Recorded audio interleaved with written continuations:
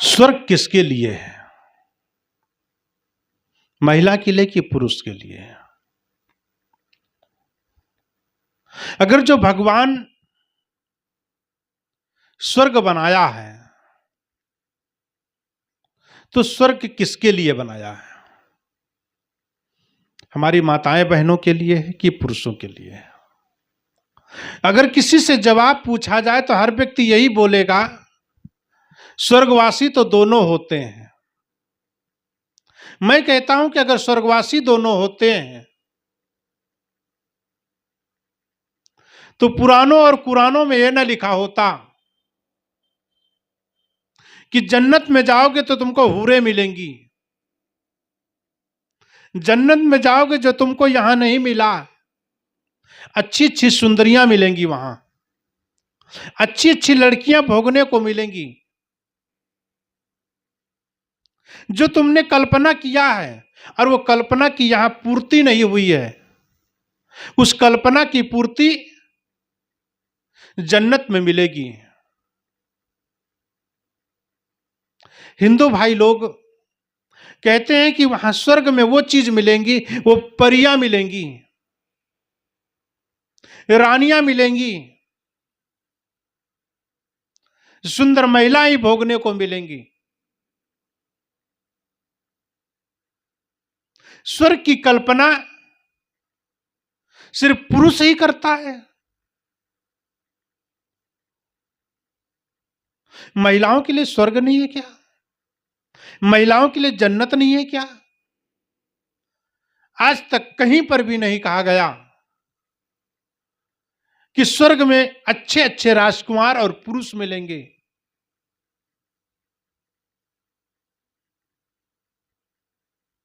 हर व्यक्ति के मुख से यही सुनाई पड़ता। इसका मतलब भगवान पक्षधर है, पक्षपात करते हैं कि पुरुषों के लिए स्वर्ग है, नारियों के लिए नरक है। और कहा भी गया है कि नारी नरक की खान है।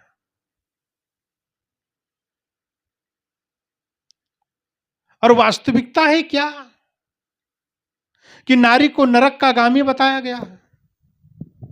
जिस नारी से पैदा हुआ है, जिस आदमी ने नारी से ही पैदा हुआ है, वह चाहे नारी सुबह से शाम तक कई वेश बदलती हो, किसी समय आप देखेंगे तो भाई बहन से प्यार करता है, पति पत्नी से प्यार करता है, बेटा मां से प्यार करता है। रूप तो सब मां का ही होता है, रूप तो सब नारी का ही होता है। मूल में जाएं आप तो हर बहन मां बनती है, बहन है, मां है, इसके अलावा कौन है? इसलिए आप जिसकी तौहीन करते हैं, जिसको आपने घर में ब्याह करके लाए हैं, जिसको आपने बहन बनाया है,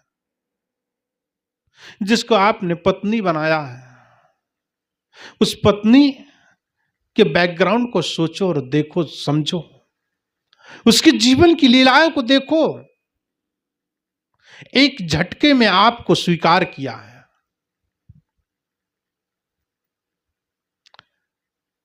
पूरा का पूरा टोटल, एक तरफ का प्रेम पूरा खत्म करके आपको अंगीकार किया है।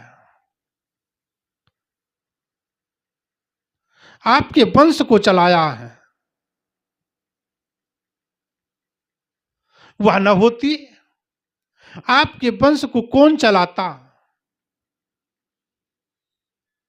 एक सिरे से दोनों को नकार नहीं सकते।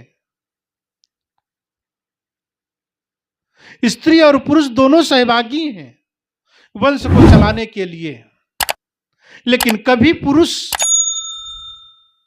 महिला का नहीं होता, महिला के साथ नहीं जाता है, वह ब्याह करके नहीं लाती है।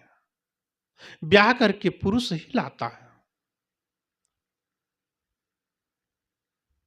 मां का प्यार, भाई का स्नेह, बाप का लाडला, सब कुछ एक झटके में छोड़ करके आपके जीवन के साथ चल देती है। आप क्या करते हैं उसके साथ? जानवर जैसा व्यवहार कईयों को देखा गया है। पत्नी को गुलाम बना रखा है, नौकरानी बना रखा है। आप उन्हें नौकरानी नहीं, आपके वंश को चलाने के लिए कितना बड़ा सहयोग है,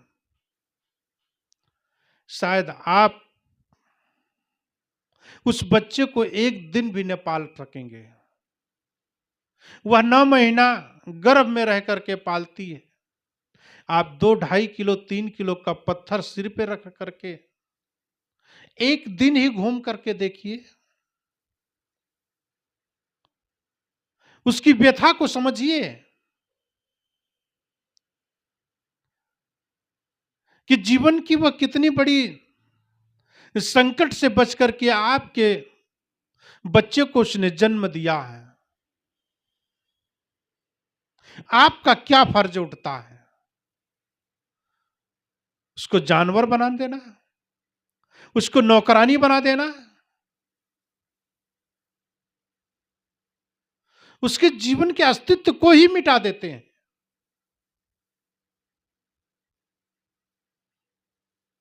पत्नी के रूप में बहन है, पत्नी के रूप में मां है, और वह मूल रूप में, मुख्य रूप में देवी है, आपके घर की कुल देवी है। और जब आप उसे देवी समझेंगे, देवी का दर्जा देंगे, आपको क्या मानती है? पति परमेश्वर है, पत्नी पति देवता है। पत्नी, क्या तुमने पत्नी का दर्जा दिया उसको? क्या आपने पत्नी को कभी देवी समझा? घर की लक्ष्मी को समझा? और जिन जिन पुरुषों ने घर की लक्ष्मी को पत्नी का दर्जा दिया है, उनका घर स्वर्ग के समान है। जिसकी कल्पना आप करते हैं, वह कल्पना साकार होती है आपके परिवार में, वह कल्पना साकार होती है आपके घर में, समाज में, राष्ट्र में। आप क्यों नारी को एक किनारे कर रख देते हैं?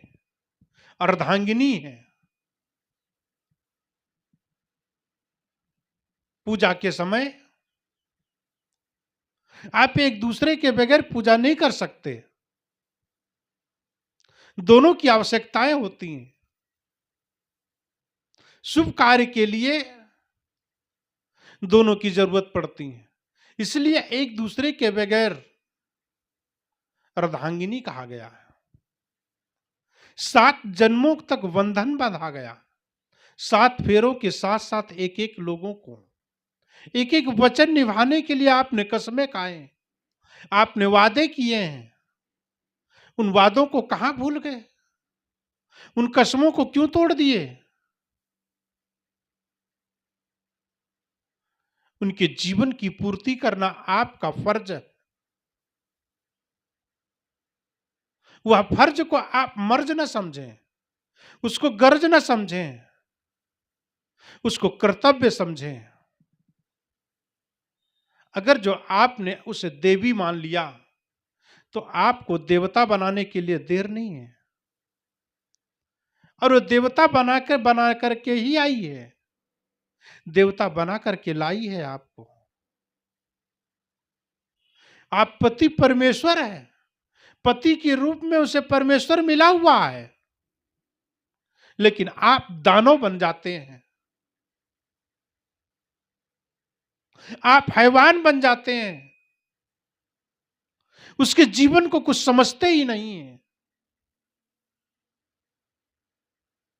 इसलिए मेरा करबद्ध निवेदन है, प्रेम है आप लोगों से कि आप महिला के दर्द को समझें, उसके प्रेम को अंगीकार करें, उसके जीवन को ठीक से समझें। बहुत कोमल स्वभाव की होती है, उसे फूल के तरीके से रखना पड़ता है। आप उसे अगर कुचल देंगे, खुशबू खत्म हो जाएगी। आपके घर में खुशबू ना आएगी। आप उसे व्यवहार के बारे में, व्यवहार से आप कुचले ना, अन्यथा आपके परिवार की शोभा खत्म हो जाएगी। गृहस्थ परिवार के दो चक्के, अगर एक चक्का पंचर हो जाता है तो दूसरा चक्का बैठ जाता है, साइकिल न चलती है। गृहस्थी एक गाड़ी है, उस गाड़ी के दो चक्के हैं, पति और पत्नी। जीवन में वो ब्रेक लगाना है आपको, और दोनों चक्कों में त्याग और वैराग का ब्रेक लगाएं। एक दूसरे से प्रेम करें, लेकिन वासना को समय समय से प्रयोग करें। जीवन को चलाने के लिए, एक दूसरे को प्रेम पाने के लिए अपने आप को एक दूसरे को समर्पण करें। जितना एक दूसरे को समर्पण करेंगे उतना प्रेम फूटेगा, प्रेम झरेगा, झरना जैसे। बहने दे प्रेम को, एक दूसरे के दिल में प्रेम को घुसने दें। सदगुरु कबीर साहब ने कहा है, जब तक दिल पर दिल नहीं, जब लग दिल पर दिल नहीं, तब लग साहब सुख ना आए। एक दूसरे के दिल पे दिल को रखने दो। एक दिल दूसरे दिल के बीच में दरार ना हो। रहीमन धागा, अगर जो धागे के अंदर में गांठ पड़ गई तो गांठ भले मिट जाए, लेकिन उसके बीच में एक खाई पैदा हो जाती है। एक दूसरे के प्रेम के लिए दो दिल होने की जरूरत है, और दो दिल जब तक एक नहीं होते हैं तब तक सच्चा प्यार, सच्चा प्रेम, सच्चा स्नेह, सच्ची मानवता नहीं हो सकती है। उस मानवता को उतरने दे प्रेम के जरिए से, इंसानियत के जरिए से। हमारा घर स्वर्ग बन जाएगा, हमारा घर भगवान का मंदिर बन जाएगा, ईश्वर का प्रेम हो जाएगा, मन ही मंदिर बन जाएगा। वहां पूजा करके आओगे, उसका फल आपके घर में मिलेगा। मंदिर में घंटी हिला करके आओगे वापस, तो आपके घरों में बच्चों की किलकारियां मिलती रहेंगी, पत्नी की हंसमुख चेहरा देख करके आप खुश हो जाएंगे। आप बाहर से आए और पत्नी बैठ करके इंतजार कर रही है, और आप उधर से दो पैक लगा करके आ रहे हैं, और उधर से घूमते झूमते आ रहे हैं।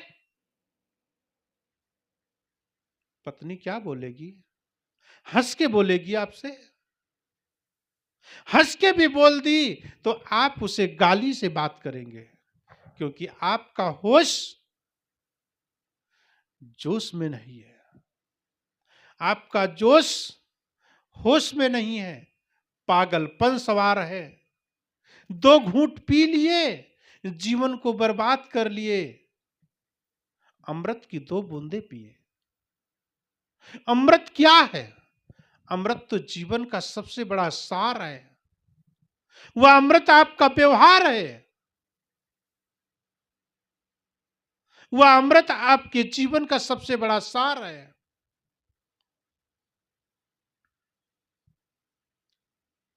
प्रेम पाठ का चोलना, पैर कबीरू नाच।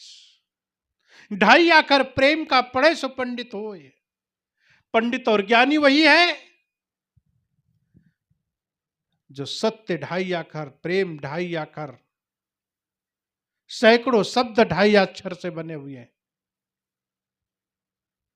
उनको जब जीवन में अंगीकार करेगा व्यक्ति प्रेम, तो सारी की सारी दुनिया आपके तरफ झुकेगी। दुनिया ही नहीं, पूरे जानवर, पूरे पशु,